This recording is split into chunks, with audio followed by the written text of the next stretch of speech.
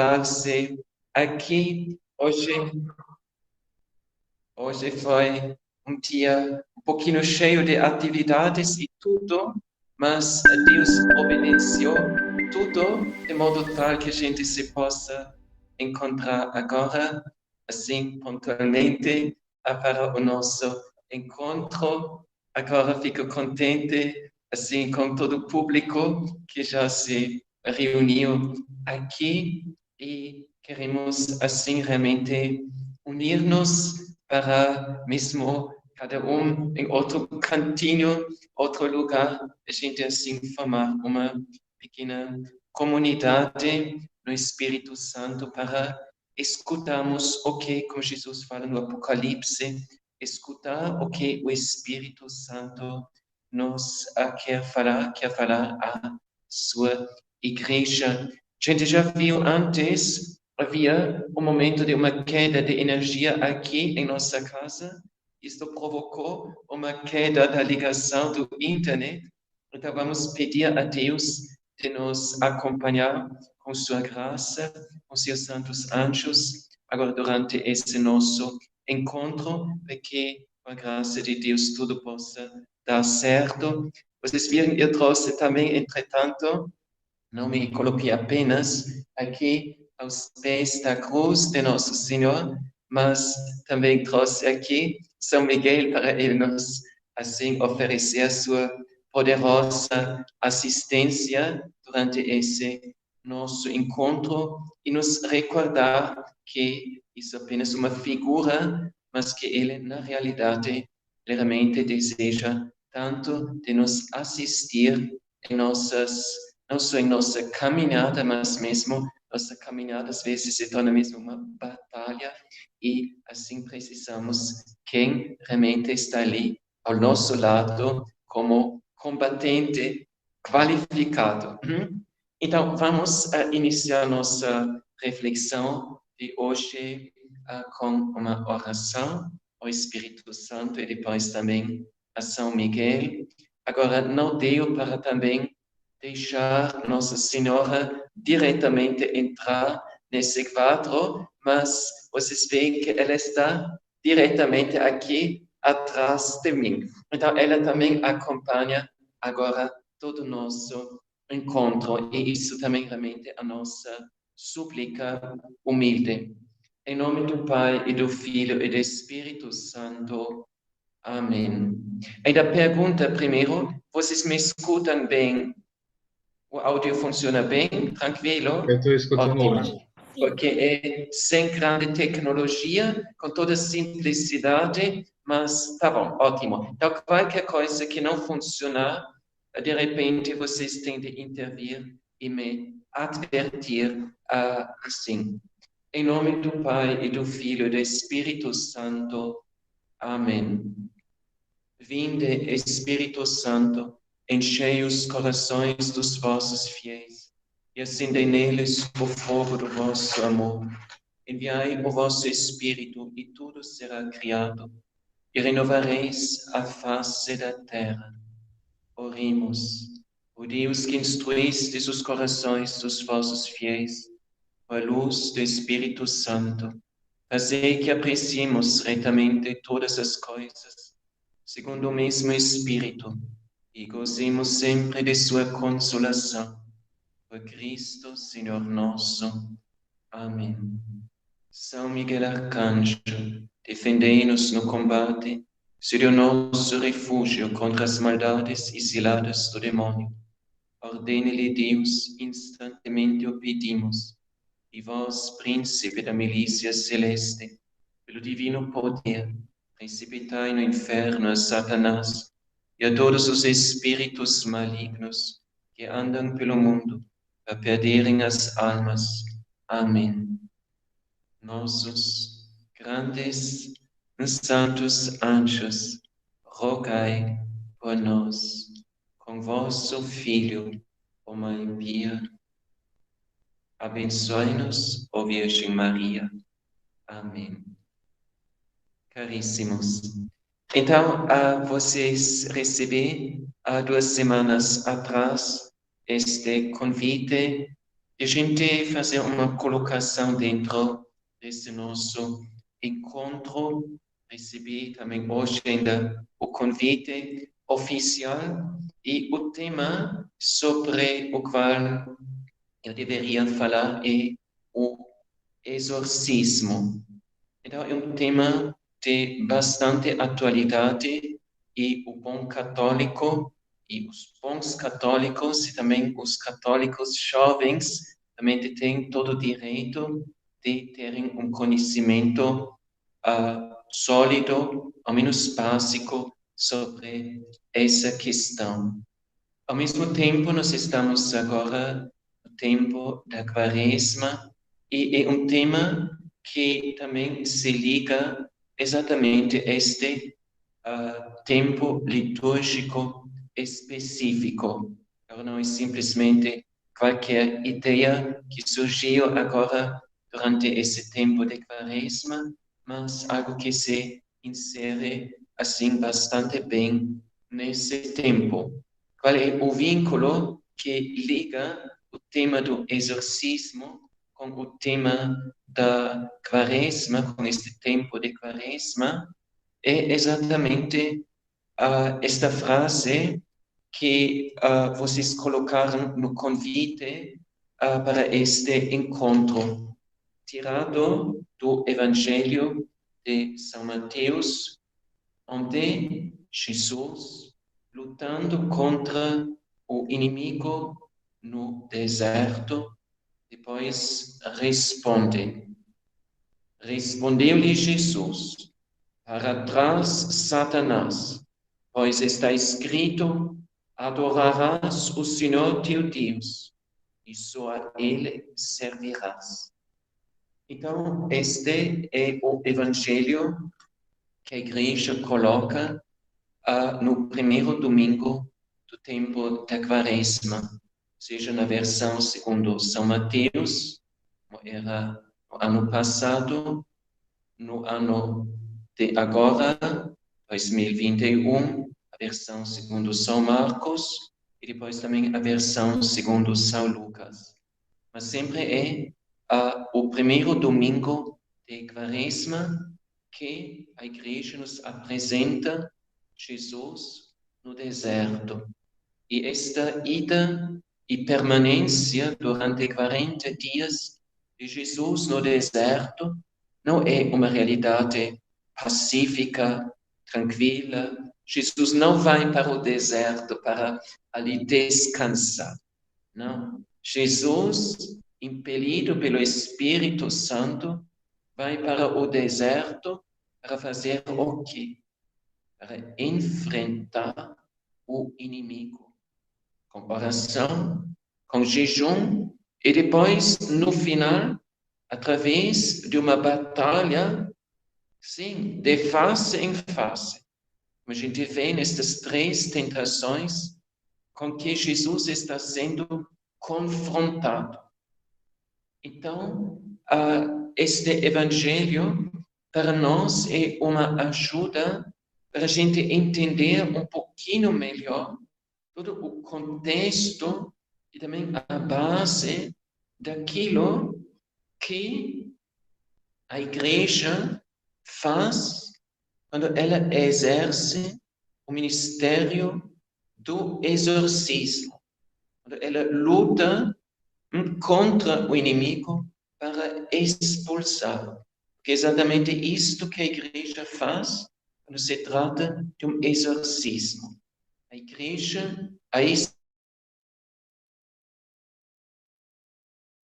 expulsá-lo do lugar onde ele atua. Mas assim, bem antes que a igreja faça isso, foi Jesus que o fez antes de nós. Aliás, um princípio assim muito simples e muito básico em toda a nossa fé é qual? A igreja faz tudo aquilo que Jesus fez aqui na terra. Sim, a igreja prolonga a atuação de Jesus aqui na terra. E por isso, para toda a ação de Jesus aqui neste mundo, o grande ponto de referência é sempre a vida e a obra de Jesus. Por isso, para nós, assim, tão central a leitura da Bíblia, a leitura dos Evangelhos, o Antigo Testamento que profetiza Jesus e a sua obra, os Atos dos Apóstolos, as cartas dos Apóstolos, o Apocalipse, tudo que depois mostra, explica a obra de Jesus e mostra as suas consequências e as suas repercussões na vida da igreja e na história da humanidade. Portanto, se nós queremos, então, aqui entender o que é exorcismo, precisamos primeiro simplesmente olhar para a vida de Jesus. Então, Jesus, ele mesmo, quando ele inicia a sua vida pública, uma das primeiras coisas que ele faz, este seu ministério público, ainda antes de ele anunciar o Evangelho, antes de ainda curar os doentes e tudo mais, primeiro que Jesus faz, ele se confronta com o poder do inimigo no deserto. Qual é o significado disto? Isso seria agora a nossa pergunta. Então, isto nos mostra o quê? Isso nos revela uma realidade assim muito fundamental de que todos nós devemos ter consciência de qual é quando o Filho de Deus entra aqui neste mundo. Ele faz o quê? Ele entra num território que o inimigo de Deus tem conquistado para si. A gente é consciente que Deus tem criado o mundo. O mundo é de Deus, originalmente, obra de suas mãos. O homem é obra de Deus. Tudo pertence a Deus. Mas através do pecado original, o que aconteceu? O inimigo entrou neste mundo. Adão, ao pecar no paraíso, seduzido por Eva, ele abriu para o inimigo a porta aqui neste mundo. Isto é aquilo que acontece, afinal, em cada pecado. Cada pecado, a gente abre mais ou menos a porta para o inimigo. Um pouquinho mais ou muito, mas é sempre assim. Com cada pecado que acontece aqui na terra, se abre mais espaço para o inimigo entrar, o inimigo agir em toda sua forma maldosa, perversa, destrutiva, assassina. Então, quando Jesus entra neste mundo, isto traz, como a gente vê, por um lado, uma enorme alegria aos anjos de Deus, aos pastores e outras pessoas que se tornam testemunhas deste fato. Mas isto, ao mesmo tempo, traz o quê? Uma enorme inquietação para todos aqueles que são inimigos de Deus. Sim, isto é um ponto importante. Lembram quando Herodes chega a saber sobre o nascimento do Messias em Belém? Ele se perturbou, ele ficou inquieto, ele sabia, chegou a entender que aí nasceu um outro rei, um outro soberano, um soberano que vai ser mais potente, mais poderoso do que ele. E, como São Lucas nos conta, todo Jerusalém assustou junto com ele. Então, o inimigo de Deus, ao chegar a saber da entrada do Filho de Deus aqui neste mundo, ele chega a ser perturbado. Por quê? Porque ele também sabe das profecias do Antigo Testamento, das profecias de um príncipe grande que vai governar Israel e as nações da terra. Então o inimigo tem o quê? Ele tem medo de ele perder a sua realeza, o seu poder, o seu domínio aqui neste mundo. Então, isto é, digamos, o fundo perante o qual temos de desenvolver agora o nosso trabalho aqui. E por isso, o rei Herodes logo manda para matar Jesus, matar toda criança lá em Belém, para que o Filho de Deus nascido ali não tenha como escapar. Então, Jesus já está sendo perseguido desde o início de sua vida. Desde o início de sua vida. Mas não é simplesmente Herodes, mas o inimigo de Deus que está lá atrás dele e se faz de Herodes o instrumento dele, dos seus planos malvados. Então, o inimigo persegue Jesus desde o início. E o que Jesus faz? Primeiro ele foge. Primeiro ele se esconde. Mas depois, no deserto, o que ele faz? Ele começa a enfrentar o inimigo.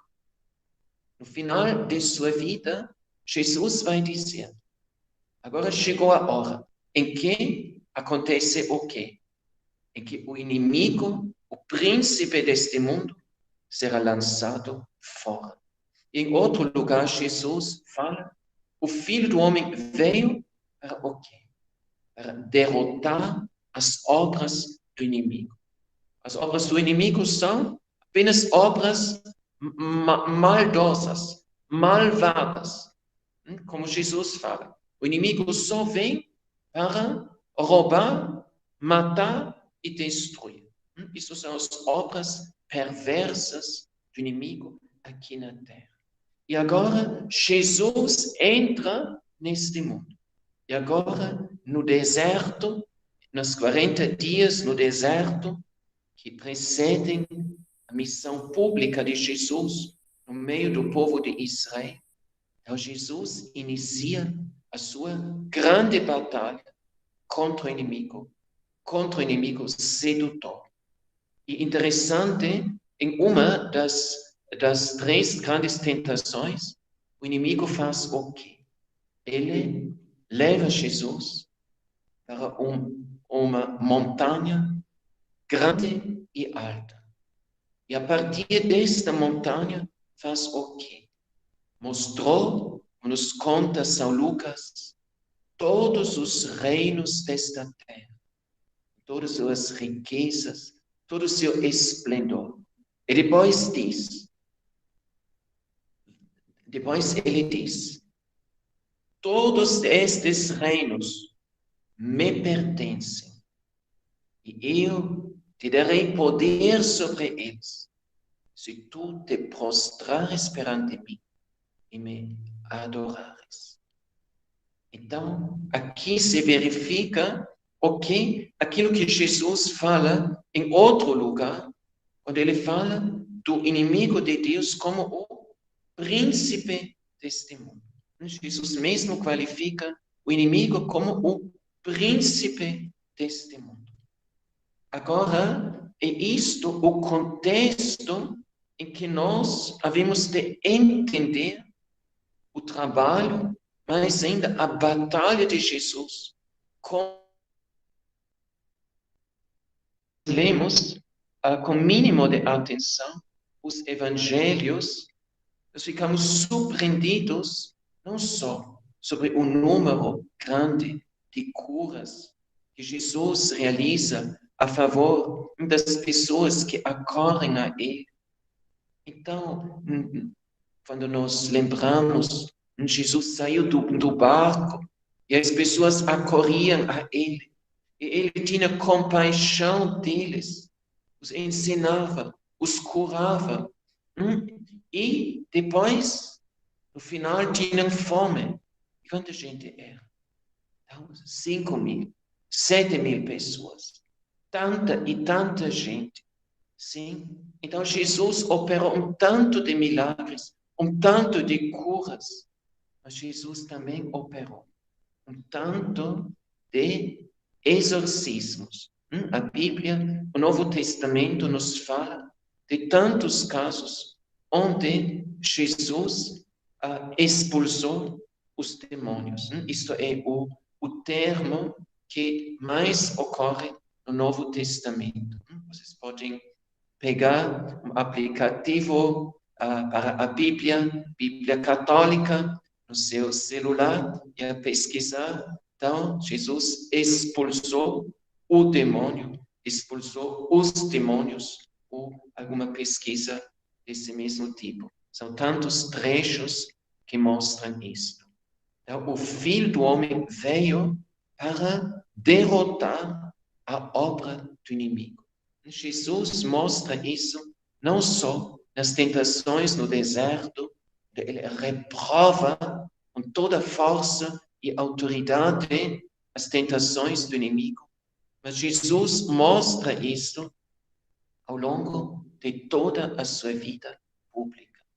Quantas vezes, então, os evangelhos nos falam de pessoas que eram possessos, mas estes possessos já começaram a estremecer apenas pela presença de Jesus.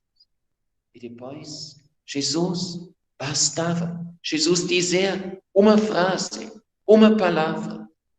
O inimigo já tinha de sair. Então, agora, Jesus, estando aqui na terra, faz o quê? Ele está derrubando o poder do inimigo neste mundo. Este inimigo que, como nós podemos ver no livro do Apocalipse, começou a sua rebeldia contra Deus. Onde? No céu. No capítulo 12 do livro do Apocalipse, podem ler depois. Então, houve uma grande batalha no céu. Então, o dragão, o anjo caído, que se rebelou contra Deus, lutou, mas não foi achado mais lugar para ele. Porque também São Miguel lutou com os seus anjos. São Miguel, que significa quem é como Deus. Nenhuma criatura tem o direito de se igualar a Deus. Exatamente isto que o inimigo tentador procurava. Então, neste sentido, a gente entende, o inimigo caiu do céu, foi expulso por São Miguel do céu e caiu para essa terra. E nessa terra, exatamente, tentando Adão e Eva no paraíso, e os dois cedendo, então, deixando-se derrotar pela sedução do inimigo. Então, o inimigo entra aqui neste mundo e estabelece o seu reinado neste mundo. Mas exatamente onde Adão abriu para o inimigo de Deus a porta para ele entrar neste mundo. Assim vem Jesus, e Jesus é o novo Adão, como explica São Paulo. O segundo Adão, e que faz o quê? Que reverte a obra do primeiro Adão. Quando o primeiro Adão deixou o inimigo entrar neste mundo, Jesus vem agora a fazer o quê? Para expulsar este mesmo inimigo desse mundo.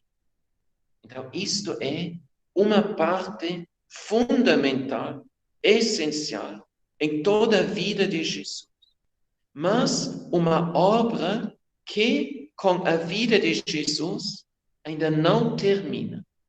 Por princípio, Jesus, no alto da cruz, venceu o inimigo.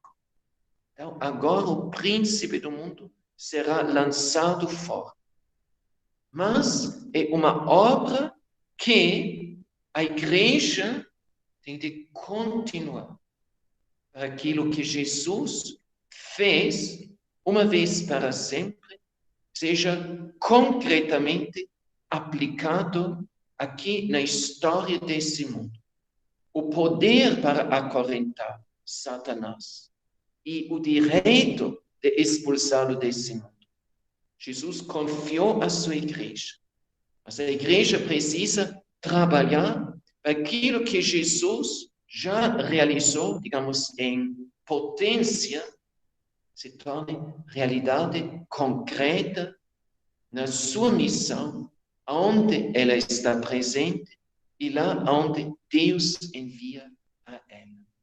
Então, isso, assim, digamos, a base para o contexto em que devemos nós entender esta realidade do exorcismo da Santa Igreja.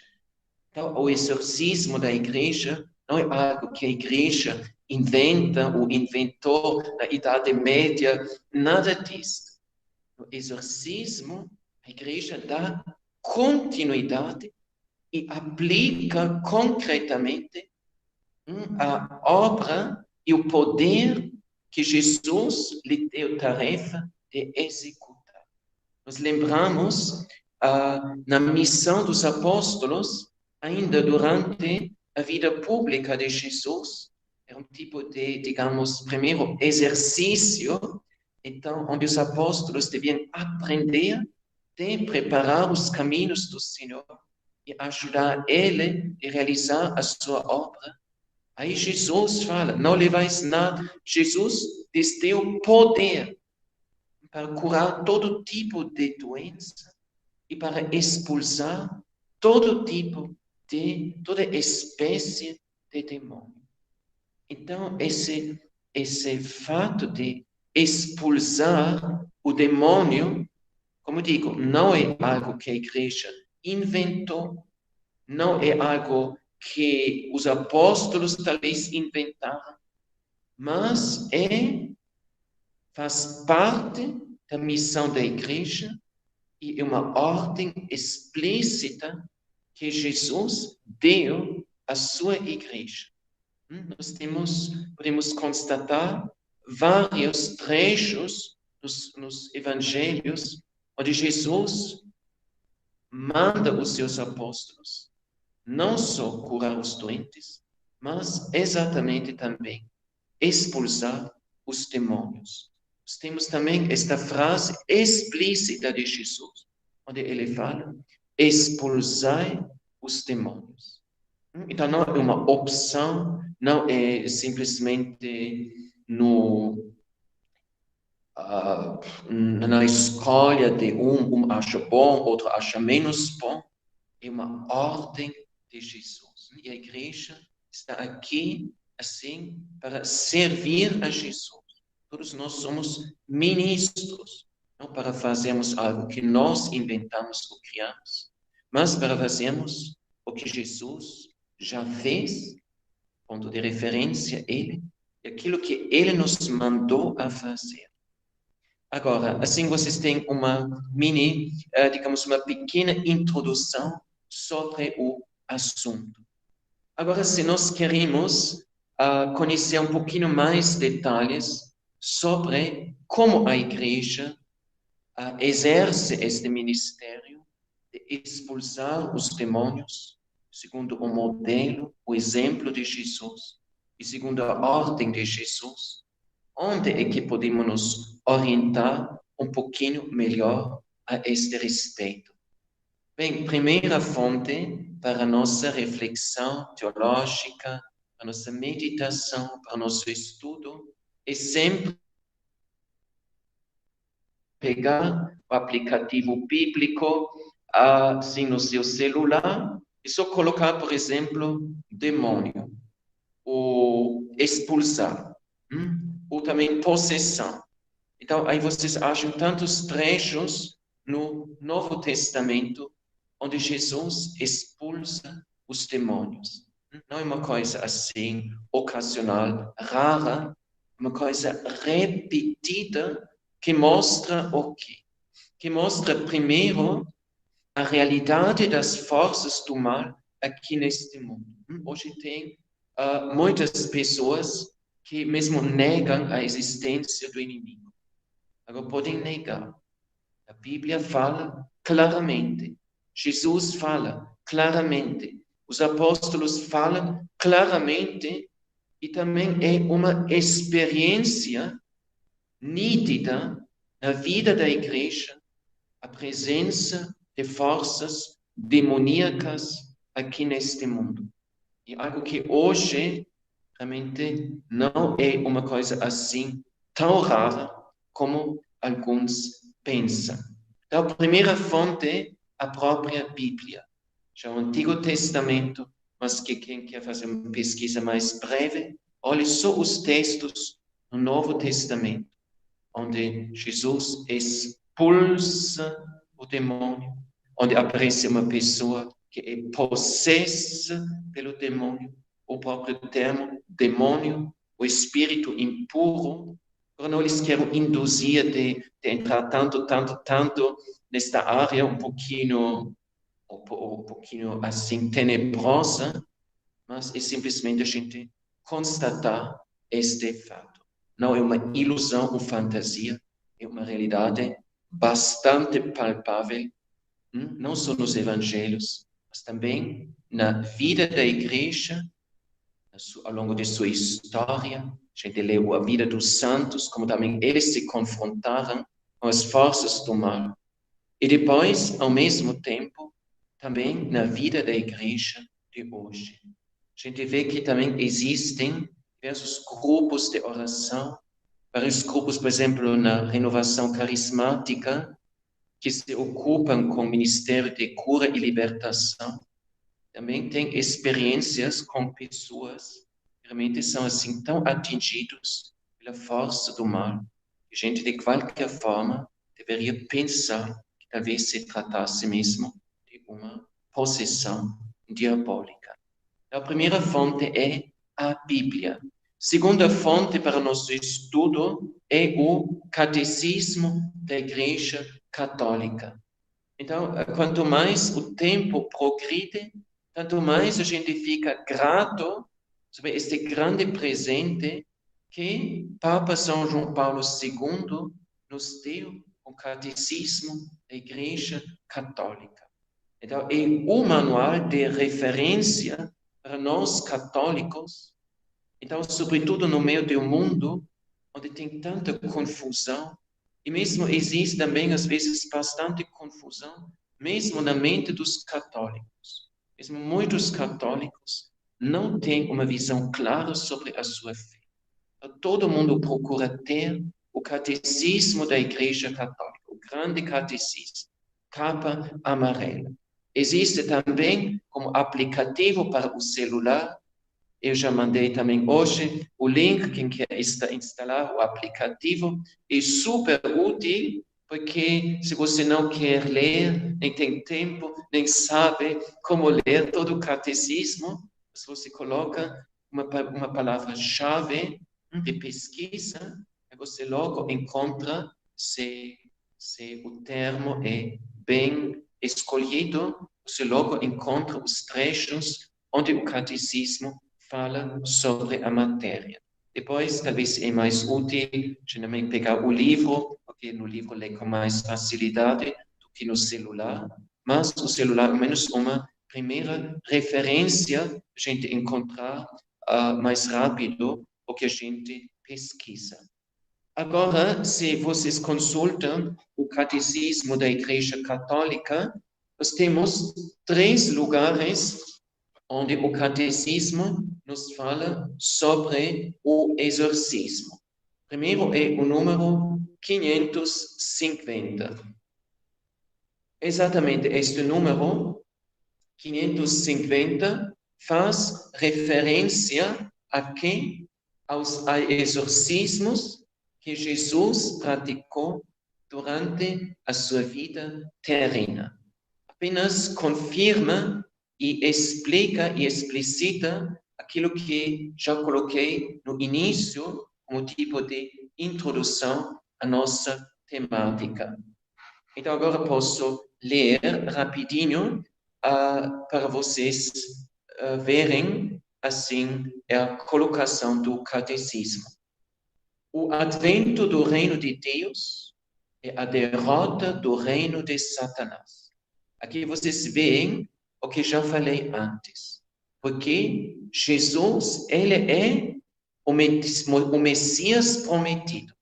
O Messias prometido será o quê? O Messias prometido será um grande rei. Os apóstolos ainda, vocês lembram? Após a ressurreição de Jesus, ainda pergunta, Senhor, será agora que instaurarás o reinado o reino de Israel? E Jesus, ao longo de toda a sua vida pública, sempre falou de quê? Do reino de Deus, do reino dos céus. Sim, onde Jesus vem, ele vem para derrotar o reino do inimigo, para instaurar o reino de Deus. Isto nós vemos aqui muito bem explicitado. O advento do reino de Deus, Jesus estava pregando e disse: convertei-vos, porque o reino de Deus está próximo. O advento do reino de Deus é a derrota do reino de Satanás. Então, esta é uma observação muito importante. O catecismo faz aqui uma referência a São Mateus 12, 26. Então, sempre é bom, ao lermos o catecismo, também lermos as referências bíblicas na nota de rodapé. Por quê? Porque assim nos mostra onde está o fundamento deste ensinamento na própria Bíblia, no texto revelado. O catecismo não ensina outra coisa a não ser aquilo que Jesus ensinou, mas em forma assim sistemática e teologicamente elaborada. Agora, se é pelo Espírito de Deus que eu expulso os demônios, então o reino de Deus já chegou a vós. Então, aqui a gente vê o que a expulsão, a derrota do poder do inimigo faz o quê? Exatamente provoca a instauração e a dilatação do reino de Deus. Isto nos mostra também o que uma realidade importante que ninguém pensar aqui neste mundo que exista um território assim neutro. Não, então, a gente não frequenta a igreja e pensa, a oração não é assim tão importante. E bem, gente, eu quero viver uma vida boa, assim, honesta, mas eu não preciso da igreja, também não faço nada que assim que seja ruim. Mas na realidade não existe. Então, se nós não somos de Jesus, o inimigo já começa a exercer o seu poder sobre nós. Pouco e depois sempre mais. Os exorcismos, depois continua, os exorcismos de Jesus libertam os homens do domínio dos demônios. Então, aqui exatamente declara que esta ação de Jesus, de expulsar os demônios, é uma ação qual? Ação que a gente, com todo direito, pode qualificar como exorcismo. Então, o primeiro exorcista na história da igreja é o quê? É o próprio Jesus. Os exorcismos de Jesus libertam os homens do domínio dos demônios. E aqui tem nota de rodapé 775, 8, 26 até 39. Então, quem quer saber o que é um exorcismo, em forma um pouquinho mais concreta e palpável, ainda na vida de Jesus, então, leia esse trecho. Esse fala sobre a libertação desse processo de geração. Então, o homem que vivia nas cavernas, que batia-se com pedra e tudo, ninguém podia passar ali. A gente tinha tentado de amarrar ele com corrente de ferro e tudo mais, mas ninguém conseguiu dominar este homem. Isto é um fenômeno, uma pessoa realmente possessa, onde Jesus expulsa o demônio. E depois, de um instante para outro, este homem, que ninguém dominava antes, se apresenta como uma pessoa serena, tranquila, atenta, dócil, e ao mesmo tempo como uma pessoa até disposta para seguir a Jesus. Jesus não permitiu isto, mas ele deu uma outra missão. Ele devia dar testemunho na sua região, entre os seus, sobre esta libertação.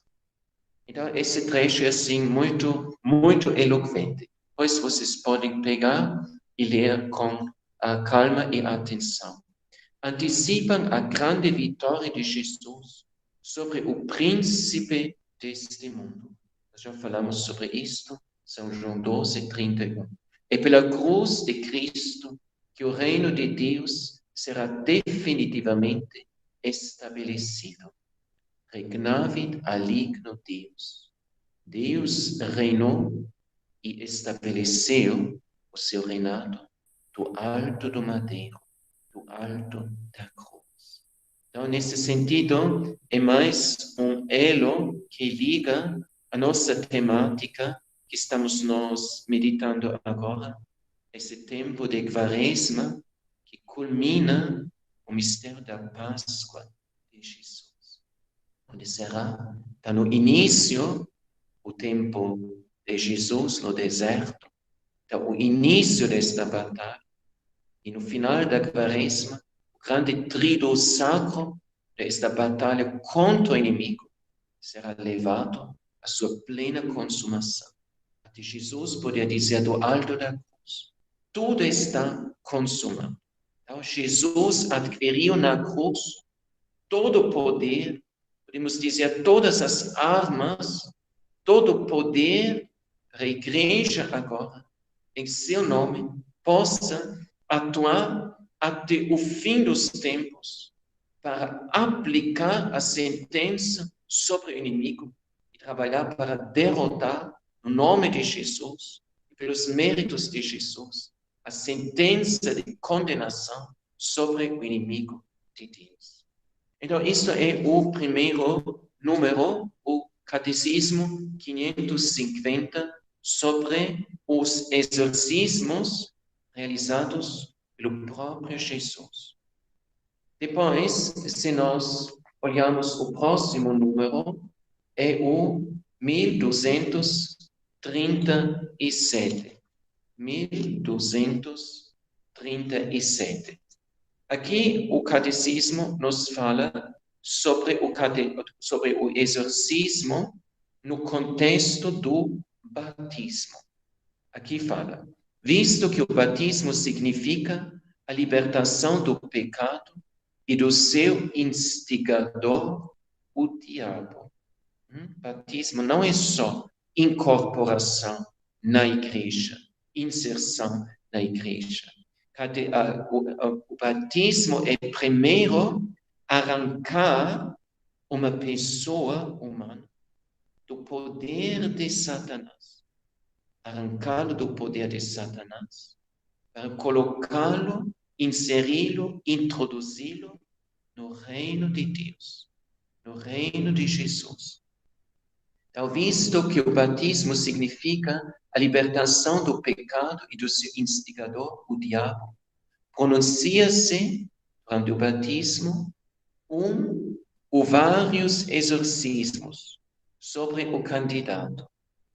Então, quando a gente prepara o adulto para o batismo, ele tem uma preparação mais longa. E ao longo desta preparação, se fazem sempre de novo bênçãos de exorcismo. Então, tem o próprio óleo dos catecúmenos. que o bispo, normalmente na Quinta-feira Santa, consagra este óleo dos catecúmenos, um dos 3 óleos sacros. A gente tem o óleo do crisma, o óleo dos enfermos e o óleo dos catecúmenos. Este óleo tem o destino claro, é usado para os catecúmenos, quer dizer, para aqueles que se preparam ao batismo, e em função ou em vista de libertá-los da influência do inimigo. A gente não fala que uma pessoa não batizada seja possessa, mas está sob uma influência inimiga. A igreja repele esta força do mal para que a alma, o espaço do ser humano, possa se abrir passo após passo para a graça de Deus, para a ação do Espírito Santo, para o amor que Jesus deseja derramar dentro dos nossos corações. Então, ao pronuncia-se ou vários exorcismos sobre o candidato.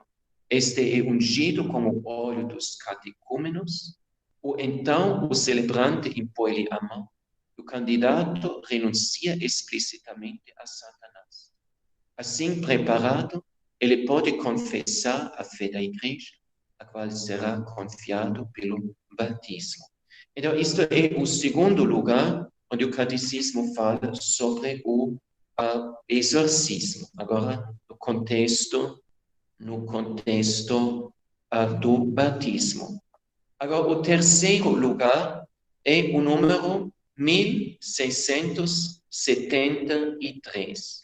1673. Então, fala o quê?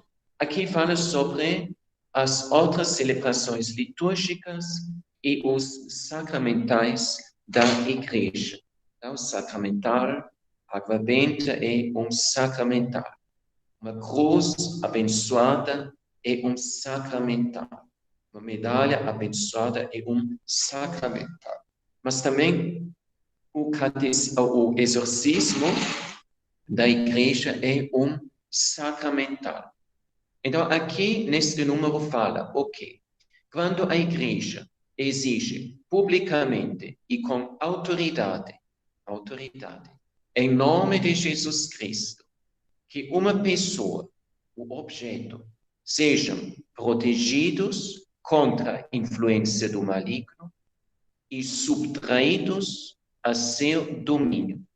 Então, a gente vê o exorcismo poder, aqui, segundo esta descrição, fazer 2 coisas. Então, subtrair um objeto, um lugar, uma pessoa da influência maligna. Mas também, aqui também fala de proteger contra. Então, isto daria ideia de que a igreja também pode fazer certas orações para proteger de antemão alguma pessoa, algum lugar, algum objeto, uma influência negativa do mal. Tá bom. Então, quando a igreja exige publicamente e com autoridade, em nome de Jesus Cristo, então a igreja não atua ela em si, por si mesma, mas toda a autoridade dela vem de Jesus. E ela se faz instrumento de Jesus. Então, a igreja exige que uma pessoa ou objeto sejam protegidos contra a influência do maligno e subtraídos ao seu domínio. Fala-se de exorcismo. Então, isso é quase no Catecismo 1673. E depois reafirma aquilo que nós já vimos antes, Jesus o praticou. Aqui dá, de novo, várias referências bíblicas a este respeito. É dele que a igreja recebeu o poder e o encargo de exorcizar. Exorcizar, isso é o verbo. Exorcismo é o substantivo, então, exorcizar o verbo. Sim, então aqui a gente vê, são dois pontos importantes. Aí, primeiro, a igreja, ou seja, três pontos importantes. Primeiro, a igreja recebe o poder de Jesus. Ela mesma não possui por si mesma esta autoridade. Mas Jesus lhe confere esta autoridade. Lembram como Jesus fala antes de voltar para o Pai? Toda autoridade me é dada debaixo do céu e sobre a terra. Toda autoridade me é dada. Então, Jesus concede, ao menos algo desta autoridade, ou até mesmo toda a sua autoridade, à sua igreja. Então, a igreja recebe o poder de exorcizar por parte de Jesus. E a igreja também recebe, por parte de Jesus, o encargo. Então, isso é importante para entender o que o exorcismo não é agora alguém acha que talvez seria bom, ou alguém diz, não, eu não gosto disso, eu não faço. Não é nós que escolhemos.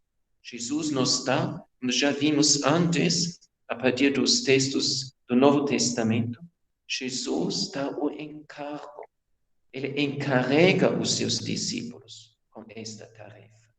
Ele manda os seus discípulos de fazer isto. A igreja não pode dizer, infelizmente, bem, essa pessoa está sofrendo muito com o mal, mas, infelizmente, bem, não podemos fazer nada. Nós não podemos enterrar os talentos que Deus nos deu. Então, cada um recebeu talentos determinados por parte de Jesus. Os leigos, os sacerdotes, os bispos, mas ninguém pode enterrar. O que nos é dado é a gente trabalhar com isso, em benefício dos fiéis, em benefício da igreja, em benefício da humanidade. Sob uma forma simples, o exorcismo é praticado durante a celebração do batismo. Já vimos isto. O exorcismo solene, chamado grande exorcismo, só pode ser praticado por um sacerdote com a permissão do bispo. Nele é necessário proceder com prudência, observando estritamente as regras estabelecidas pela Igreja. O exorcismo visa expulsar os demônios, o livrar da influência demoníaca, e isto pela autoridade espiritual que Jesus confiou à sua igreja. Bem diferente é o caso de doenças, sobretudo psíquicos, cujo tratamento depende da ciência médica. Importante, pois, assegurar-se, antes de celebrar o exorcismo, se se trata de uma presença do maligno ou de uma doença. Então, este texto aqui é bastante denso e vale a pena a gente realmente ler e refletir sobre todas as afirmações aqui. Então, um ponto importante que está sendo salientado aqui é o que em si é o bispo que tem a autoridade para realizar um exorcismo em sua forma, digamos, plena. A igreja tem várias formas de realizar um exorcismo. Então, a forma mais plena, ou digamos, mais potente, mais poderosa, é o grande exorcismo.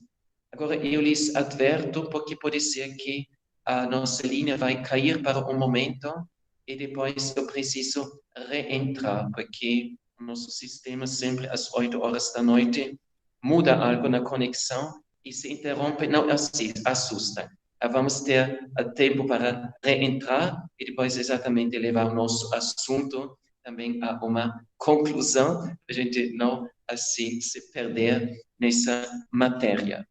Então, primeiro, então, é o bispo que tem autoridade para fazer o exorcismo em sua forma mais plena e, assim podemos dizer, mais poderosa. Mas isto não significa que só o bispo faz exorcismo. Normalmente é assim que o bispo, em uma diocese, encarrega um ou alguns sacerdotes, em modo específico, para que eles realizem, em nome do bispo, então, os exorcismos. Então, o bispo encarrega sacerdotes determinados, por quê? Porque precisa um conhecimento na área, um grande discernimento na área, também precisa prudência e tudo que a gente não está tratando com alguma coisa.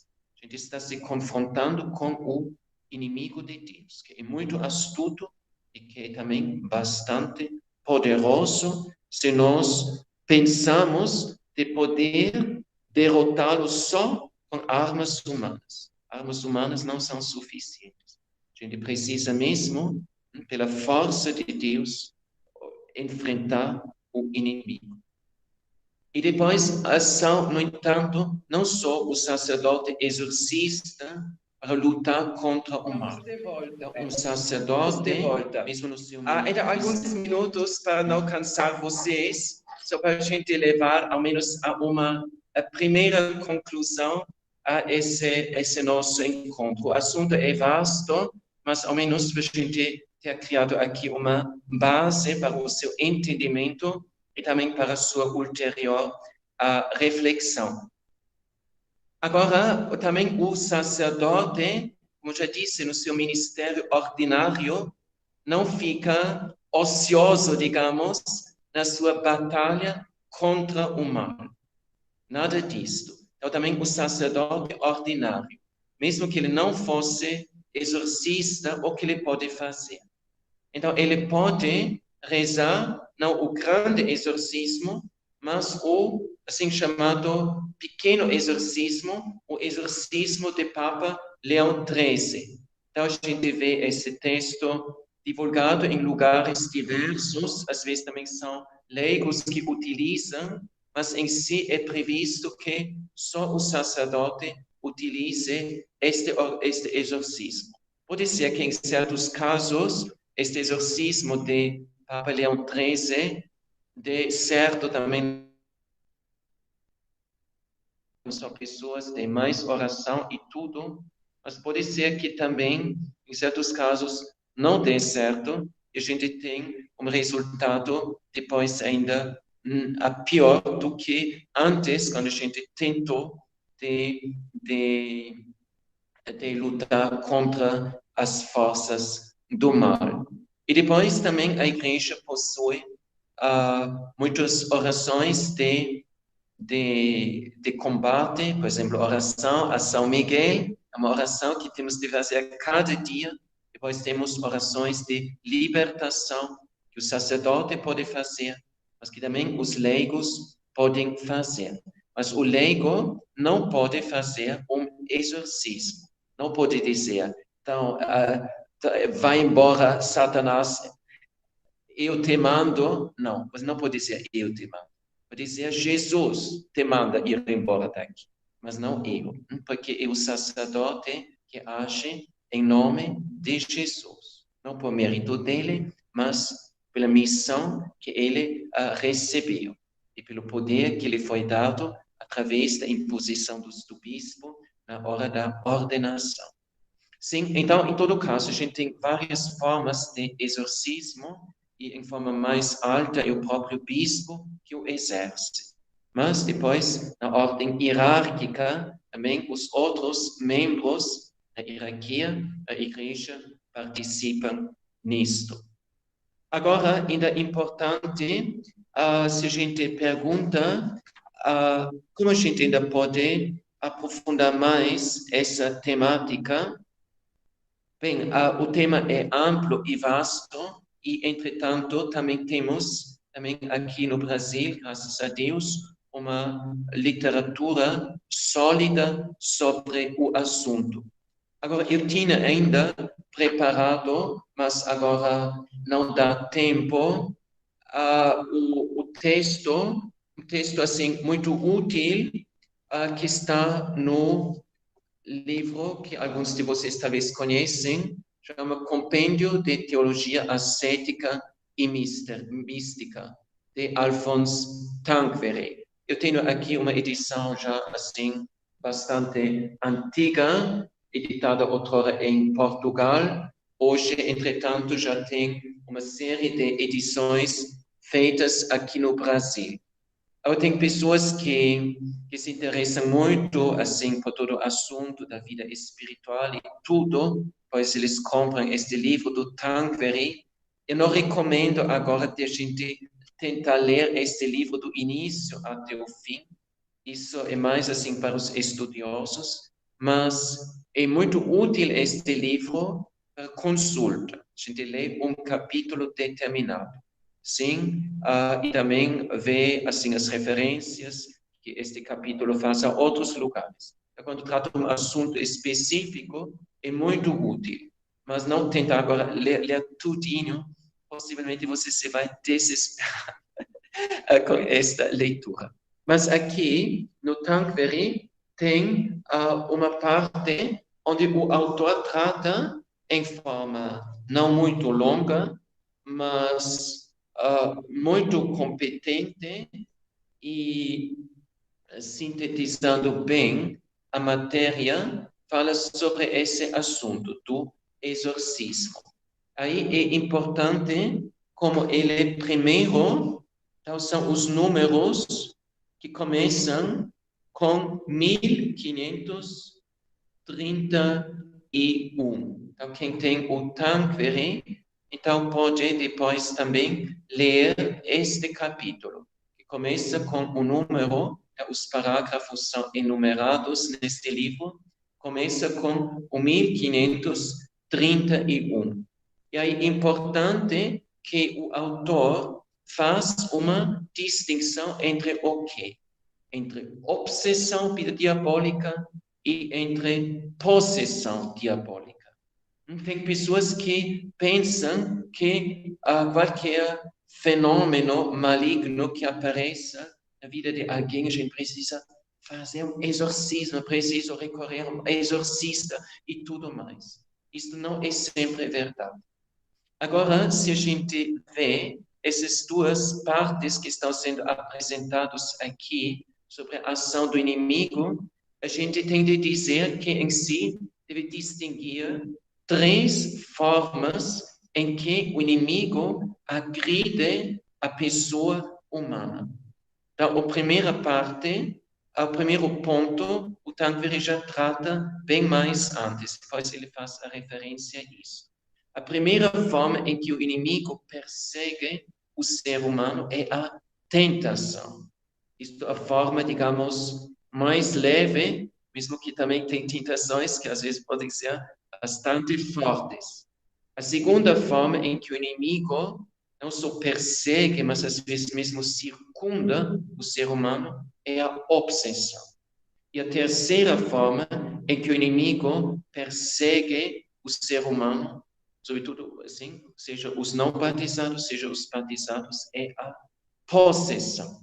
Agora, eu só vou sintetizar bem rápido esses três pontos, para vocês ao menos terem assim uma base um pouquinho mais concreta sobre o assunto, pois podem aprofundar mesmo lá do Tanqueray, ou se alguém não tem, encontra o Tanqueray também em qualquer edição digitalizada, antiga, no internet, Alexandria Católica. Eu penso neste site existe também o Tanqueray, ou pode ser também qualquer outro site que ofereça.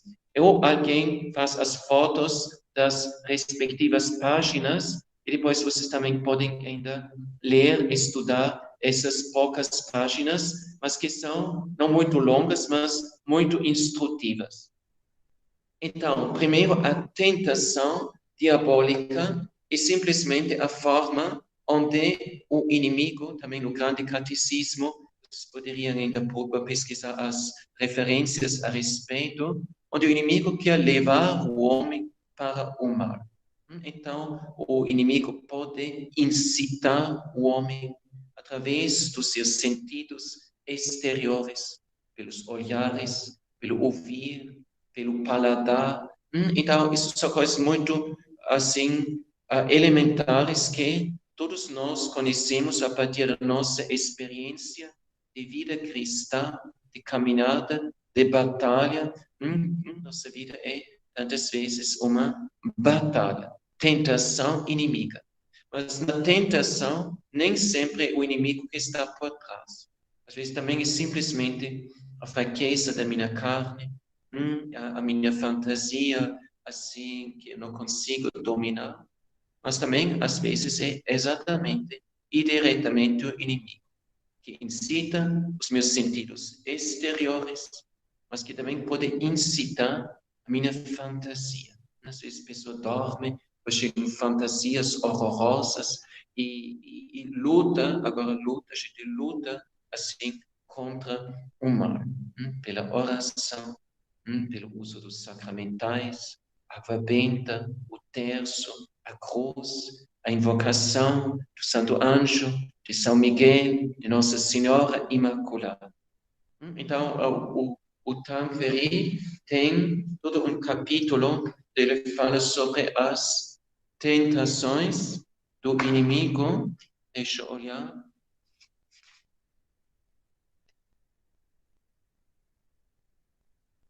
Que começa com 219 e depois fala 221 sobre a tática do demônio. Depois 223, remédios contra a tentação diabólica. Aqui também indica a humildade. A humildade é uma virtude que o inimigo não suporta, porque ele caiu exatamente pelo pecado oposto, pelo pecado da soberba.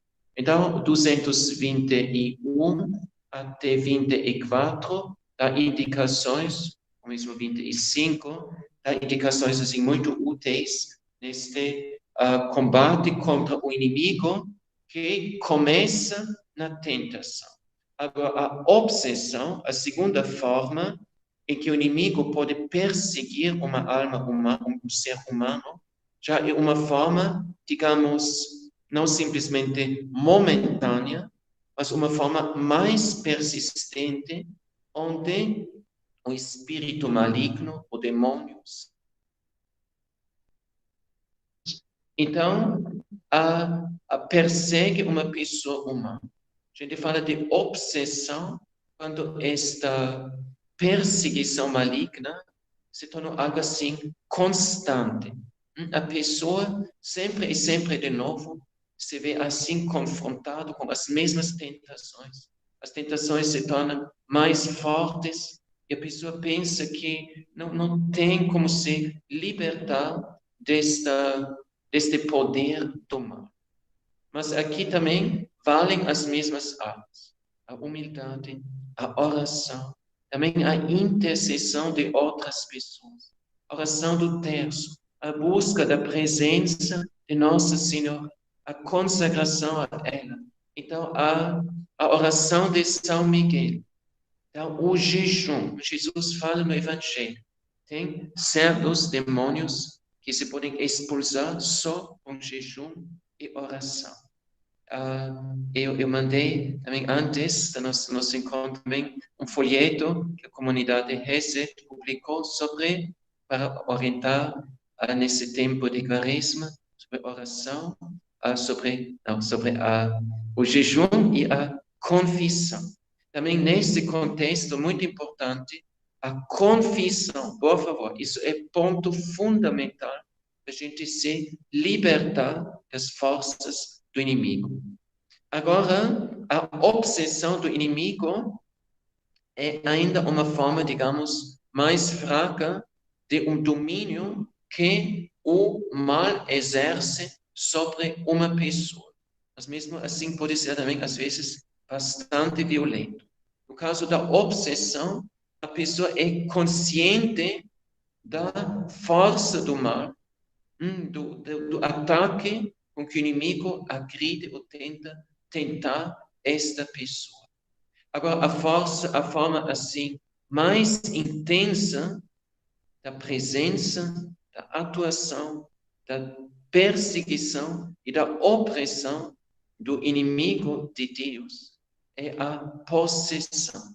No caso da possessão, o inimigo não só atenta contra a pessoa, tenta desviá-lo do caminho do bem para o mal e coisas assim, mas no caso da possessão diabólica, é que o inimigo realmente começa a exercer um domínio direto sobre o ser humano, sobretudo sobre as capacidades físicas do ser humano.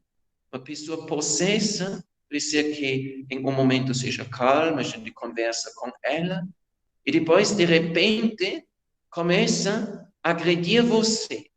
Sobre com o sacerdote que faz uma oração, e algo, você mostra para ela um crucifixo, abençoa ela com água benta, água exorcizada.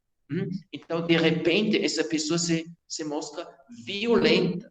E, como a gente também escuta de relatórios de padres exorcistas, as pessoas, sobre isso escreve também o Tanqueray, então as pessoas de repente também desenvolvem uma força que eles naturalmente não possuem. De repente você precisa 2 ou 3 ou 4 homens para segurar uma pessoa humana, que desenvolve forças que não estão nela, como este processo de Gerasa, onde o texto que eles tinham indicado antes e o catecismo faz referência a ele. Então, no caso da possessão, realmente é a situação em que é mais indicado e mais necessário, mesmo um exorcismo por parte de uma pessoa autorizada por parte do bispo da diocese. Então, se eu moro aqui em Anápolis, preciso recorrer ao bispo de Anápolis. Se moro lá em Brasília, então tenho de recorrer lá à cúria da diocese para lá receber este poder, esta autorização. O poder ele em si tem, mas também recebe ainda poder ulterior por parte da igreja. Então, isto é o caso do exorcismo. Agora, vocês certamente já escutaram falar de Padre Gabriele Amorth. Padre Gabriele Amorth. Então, existem uma série de livros que ele escreveu, originalmente em italiano, e que hoje também temos uma série de livros dele traduzidos para o português. Então, quem quer estudar um pouquinho mais a fundo essa matéria, pesquisa, então, a Padre Gabriele Amor. Então, tem várias editoras que publicam aqui no Brasil um e outro livro dele. Sim, aqui a gente já confirmou que tem. Então, quem quer ter uma ideia um pouquinho mais concreta, o que a igreja faz e como funciona um exorcismo em forma assim, mais, como disse, mais concreta, podem ler os livros, uns livros dele. Tem alguns que são assim mais básicos e outros depois complementam estes. Um dos livros mais básicos é o título Um exorcista conta. Então, vale a pena de a gente ter lido ao menos uma vez um livro do Padre Amorth sobre o assunto. Porque nenhum católico hoje que vive neste mundo pode ser ignorante em relação a esta matéria. Pois a gente vê que um exorcismo, na realidade, é um processo normalmente prolongado. Não basta que o padre, uma vez, vai rezando sobre a pessoa e depois já tudo resolvido. Normalmente é um processo prolongado.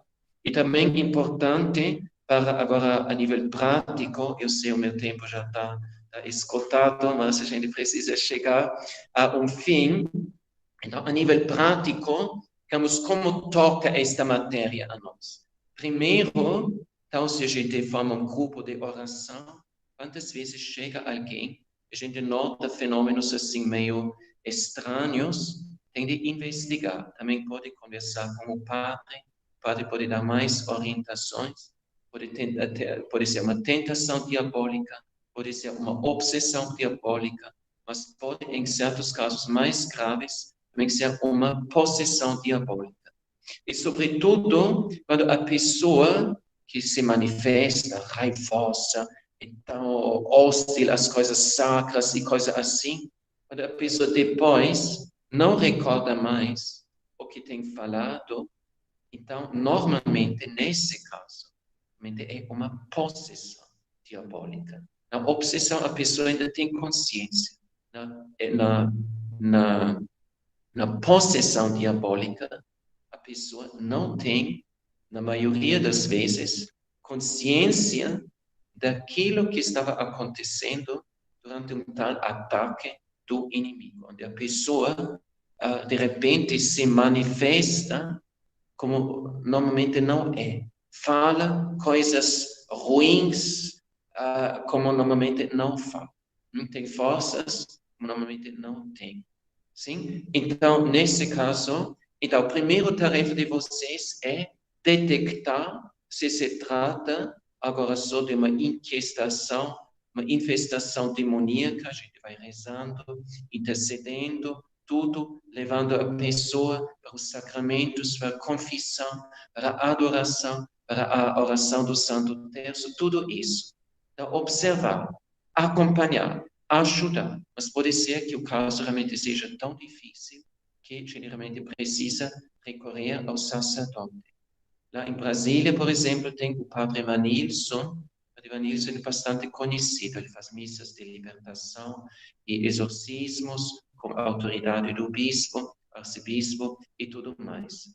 Sim, então, então, a primeira tarefa de vocês é, sim, observar, acompanhar e, onde for necessário, realmente procurar contactar um padre, um sacerdote, para ajudar a esta pessoa. Agora, no caso de, digamos, de exorcismo, como digo, a gente pode ler esses livros do Padre Gabriel Amor, onde a gente vê que normalmente é uma situação, assim, um processo prolongado até que uma pessoa realmente seja liberta. Mas agora é importante não pensar o caso é grave, resolver tudo. Não é assim. A gente tem que unir as forças. Os leigos oram, acompanham todo o exorcismo, onde está sendo executado pelo padre, pela oração. E acompanham a pessoa tão possessa ou molestada gravemente pelo demônio, acompanham ela pela oração. Agora vamos rezar cada dia para fulano. Agora cada dia alguém vai rezar aos pés do Santíssimo para fulano. Agora cada dia vamos rezar, incluindo a oração do terço, então a libertação de fulano. Oração, acompanhar o caso com oração. E como Jesus fala, tem certos demônios que se expulsam só através de oração e jejum. Então, o jejum é uma arma poderosa contra o inimigo. Mas uma coisa muito bonita que eu li algum tempo atrás, onde Jesus falou para um sacerdote assim: mas também quando você faz vigília à noite para adorar-me no Santíssimo Sacramento, a adoração noturna, vigília eucarística, night fever, fazem os jovens, então isso vale como fosse jejum. Então a gente tem várias armas, também a adoração noturna é uma arma muito poderosa contra o inimigo. Também o jejum. Então, não vamos desprezar essa prática do jejum, cada um segundo as suas possibilidades. Neste folheto da Hesed, sobre confissão e jejum, tem várias indicações como a gente pode concretamente praticar o jejum. E, por favor, é um grande ato de caridade, de misericórdia, de acompanhar uma pessoa que está sob o poder do mal, seja tentações, seja obsessão, ou seja mesmo possessão diabólica. Que a pessoa é muito enfraquecida e agora muito difícil para ela de como caminhar como cristã. Mas, ao mesmo tempo, não pensar que a pessoa obsessa ou possessa pelo demônio não precisa fazer nada. Não, ela também tem de fazer tudo o que está no seu alcance. Então, ajudem que ela se confesse e descubra talvez também alguns pecados ocultos que ela já se esqueceu, algumas práticas negativas que ela praticou na juventude, quando era pequeno, ou às vezes também o que outras pessoas fizeram, um tipo de maldição, malefício, coisas assim. A gente tem que estar atento. Tem razões diversas que podem provocar uma possessão. Por exemplo, uma maldição pode, em certos casos, provocar uma possessão diabólica. Agora, a pessoa mesma também se tem de mover. Ensina a oração perseverante do terço, do rosário, a consagração a Nossa Senhora. Tem a de consagração, por exemplo, a São Miguel, não só oração de São Miguel, mas a consagração a São Miguel. Depois, oração ao Santo Anjo da Guarda. Também tem uma promessa ao Anjo da Guarda. Existe até uma consagração ao Anjo da Guarda. Então, adoração eucarística, colocar-se na presença de Jesus, assistir, mesmo com todas as dificuldades que temos atualmente, a Santa Missa durante os dias de semana, confessar-se não só agora, mas com frequência, não ficar mais tempo aos pés de Jesus no Santíssimo Sacramento. E também lembrar como Jesus fala, onde 2 ou 3 estão reunidos em meu nome, eu estou ali no meio deles. A oração em comum, a oração conjuntamente, tem tanto mais poder. Também os intercessores se confessam mais frequentemente, façam a adoração ao Santíssimo, consagração a Nossa Senhora. Tá bom? Então, eu não me quero dilatar mais ainda, já passei o meu horário. Vocês veem, o assunto é amplo, mas talvez assim vocês, agora ao menos, ganharam uma orientação básica sobre o assunto. É um assunto que nós não podemos ignorar, porque, de fato, por favor, o que também acontece? Acontece que uma pessoa sofre com uma perseguição diabólica, maligna, e depois o padre diz, não, isso é um caso de psicólogo ou psiquiatra, levam ele para o psiquiatra.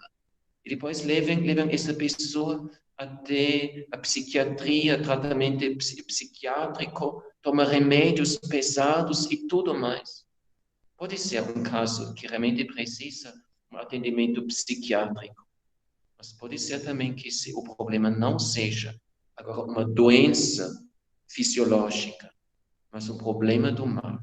Então, por favor, tem pessoas que estão quase sendo dopados com remédios pesadíssimos, mas na realidade o problema não é problema fisiológico, mas o problema na realidade é um problema espiritual.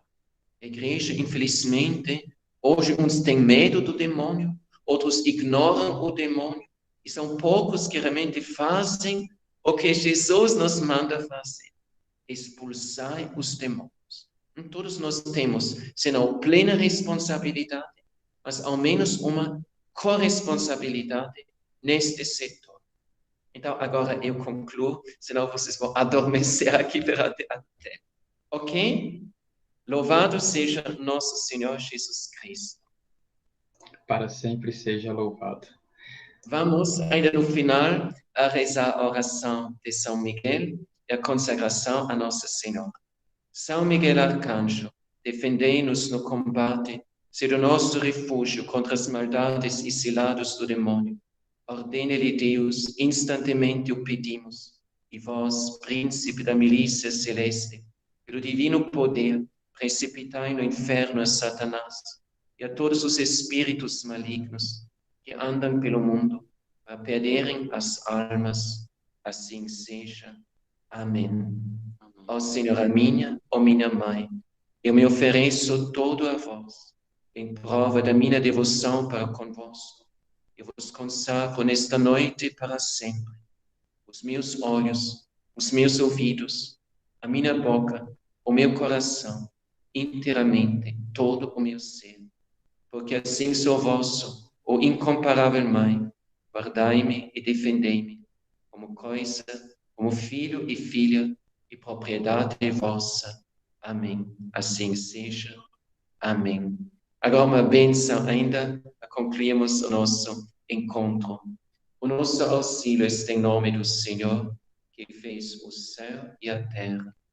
E pela intercessão da Virgem Nossa Senhora, do seu coração imaculado, de São José, dos vossos santos anjos da guarda. Deus Todo-Poderoso vos abençoe, proteja, guarda, vos preserve e liberte de todos os perigos e de todos os males, físicos e espirituais, em alma e corpo, do sangue preciosíssimo de Jesus, suas santas chagas, pelos méritos de sua santíssima paixão. Deus desfaça, quebre, elimine toda potência inimiga, vos conceda todo auxílio, bênção, proteção e força do alto, a presença da Virgem Nossa Senhora, o seu coração imaculado, a presença paterna de São José, padroeiro da Santa Igreja, e auxílio poderoso dos seus santos anjos, e a paz e a bênção e a proteção de Deus Todo-Poderoso, do Pai e do Filho e do Espírito Santo desça sobre vós e permaneça para sempre. Amém. Louvado seja nosso Senhor Jesus Cristo. Para sempre seja louvado, com sua Mãe Maria Santíssima. Amém. Muito prazer, fiquei muito contente de me encontrar